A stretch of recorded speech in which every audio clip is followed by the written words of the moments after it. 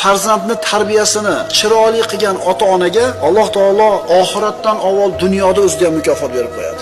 Robbana hab lana min azwajina va zurriyatina qurrata a'yun. Parvardigor, o'zing bizlarga jufti halollarimizdan va zurriyotlarimizdan shod va xurramlikni ato etgin. Ayolidan, farzandidan inson qachon shod va xurram bo'ladi? Qachon ularni ko'rganda ko'zi quvonadi? Qachonki tarbiyasini zo'r qilgan bo'lsa, yoshligida parvarishini zo'r qilgan bo'lsa, halol yegizgan bo'lsa, Allohni tanitib, bolasini haqlarini bergan bo'lsa, bu bola katta bo'lganda albatta ota-onasining ko'zini quvontiradi. Undan tashqari qaysi ota o'lmaydi bilasizlarmi? Bir otaki uni farzandi shu ota xohlagandek odam bo'ldi. Ota bolasini qanaqa bo'lishini xohlovdi. Bola shunaqa bo'lib yetishdi. Mana shu ota o'lmas ekan. Shuning uchun farzandlarini tarbiyasini zo'r qilgan ota o'lganda ham savob amallari tirik bo'ladi. Ayrim odamga bolangiz yaxshi inson bo'libdi, tarbiya qilganingizga Alloh rozi bo'lsin, solih farzand boqibsiz desa, bu ota uchun dunyodagi eng katta boylik shu.